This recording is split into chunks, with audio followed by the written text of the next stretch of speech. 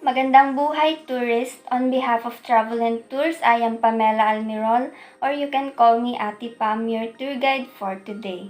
And besides me, our coach captain, Sir Nelmar. He is licensed and professional driver for a long years. And now we are going to La Union Province.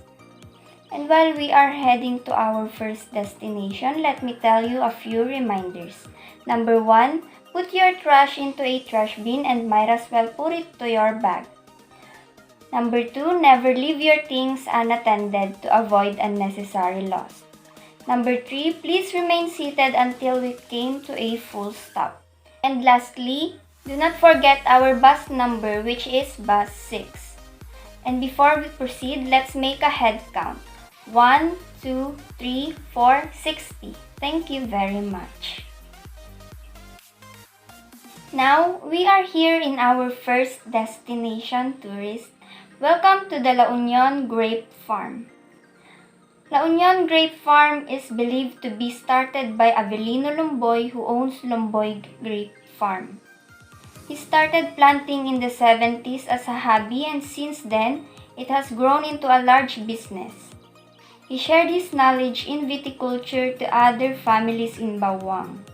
It is also said that Lomboy Grape Farm is one of the first vineyard in the Philippines. Amazing, right? The grapes in Bawang is a red cardinal variant which is originated in California. So the common harvest season for grapes are April to May, July to August, and December to January. And when you visit the grape farm, you can also buy other sweet wines during your farm visit. And now, welcome to our second destination, the incredibly cultural and significant Taoist temple in the country and one of the biggest temple outside of China, Mako Temple. Mako Temple is located on a hill downtown of San Fernando City, La Union, and overlooking the South China Sea. A perfect location for the so-called Goddess of the Sea and Queen of Heaven. The temple was built by the tourism minister, Jose Diaz Piras, with the cooperation of the Chinese community in the Philippines. So guys, yes, Mako was a woman who was born with healing powers and other psychic gifts. She only lived for 27 years, but during those times, she saved many Chinese fishermen who might have otherwise died. Hence the reason the temple faces the China Sea. The temple is open for all those who believe. Taoism states that anybody irrespective of nationality is welcome to pray, meditate, and offer at the temple. And now, welcome to our third destination, San Juan. So there are a lot of beautiful beaches in the north, and one of them is Urbistondo Beach, located in San Juan. San Juan is one of among the most visited tourist destination in La Union, not only because of its most daring beach, but also because it attracts and entices the people to visit the coastal area as one of the pride of LU. When it comes to promoting the region's tourism, the surfing scene in La Union has established a platform of possibility, making it one of the most sought-after summer destinations. And San Juan is a destination for avid surfers and people who want to learn the sport. Urbistondo Beach in San Juan is the most popular surfing spot and main tourist area. In contrast to other beaches in the Philippines, its peak season starts in October until March when the best waves arrive. And if you want to have your surfing lessons and surfboard rentals, the price of surf lessons is 400 pesos per hour, inclusive of surfboard. If you are confident with your wave riding skills, you can skip the lesson and rent the board for 200 pesos per hour or 500 pesos for a half-day rental. Now, welcome to our fourth destination, Tangadan Falls. The spectacular Tangadan Falls are located in San Gabriel, La Union, one of the indigenous towns in the province. Tangadan Falls is one of at least 10 waterfalls in the town. It is a two-tier cascade along Baroro River, with cold water emanating from the hinterland of the province adjacent to the Cordillera mountain range. So cliff jumping is something to try for the brave and courageous few. Along the trail, there is a spot where tourists can try cliff on the second tier of Tangadan Falls, where jumping is allowed, but don't worry, there are life vests available which you can rent. So Tangadan Falls might be located at a simple and not too famous town, but the people there are naturally hospitable, generous, trustworthy, and thoughtful. Likewise, the place is not an ordinary spot, but something that could get everyone's heart by just one glance of the shining water. And now, welcome to Imuki Island. Imuki Island is located in Parawir, Bacnotan, La Union. Imuki Island has become a prime swimming spot amid slightly eerie but beautiful dead corals and mangroves. Let your worries float away on emerald water so clear that you won't need to wear goggles to see the fish swimming right beside you.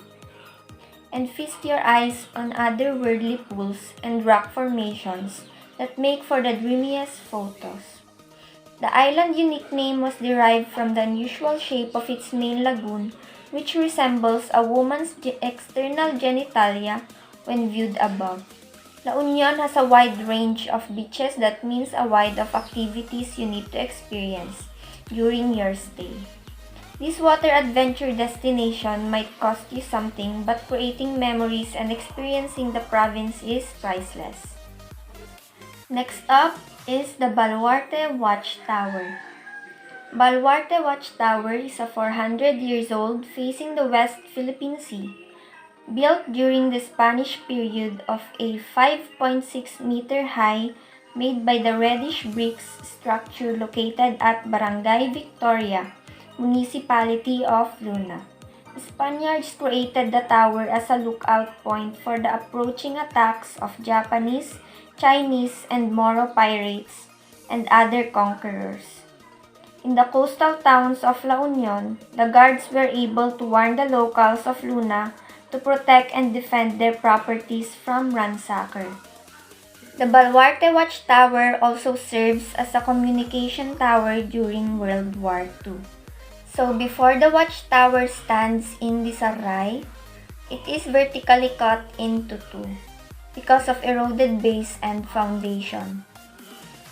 Its two halves stands with concrete post supports on its sides. The tower was totally split in half after it was hit by big waves and strong winds, spawned by a typhoon. The Philippine government managed to repair the tower, maintaining the structures, architectural design, and materials. Today, the restored Baluarte looks like a fusion of old and new architecture, but it's still a historical landmark in the province that symbolizes Luna's stability and unity. So welcome to Bangar Tourists.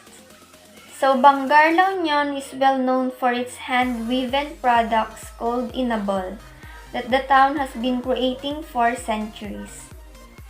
Visitors and buyers are able to see the actual weaving of the Ilocano product, passed on from generation to generation.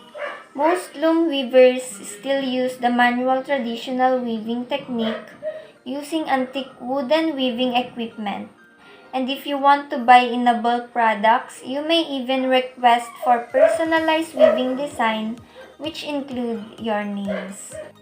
And now in our last destination, welcome to Tapuacan River. Tapuacan River, also known as Pugo, cleanest inland river of the north, is located in Barangay Cares, Municipality of Pugo, La Union. In Ilocano terminology, Tapuacan means a place where one can jump as high. In the exquisite river, cool and pristine water flows from the town streams amid a huge rock beds or awesome large and quite flat rock formations. Surrounded by the forest, and the waterfall. So in 2017, the river was awarded by the Regional Development Council of the Ilocos Region as the cleanest and safest inland body of water in the entire region and in La Union. Pugo River has a crystal clear water flowing from the mountaintop towards the river mainstream, slowing down along giant stones, engulfing into the coves of the rock formations that are tucked along water's path. So, Tapuacan is part of Pugad, which means bird's nest, or Pugo Adventure.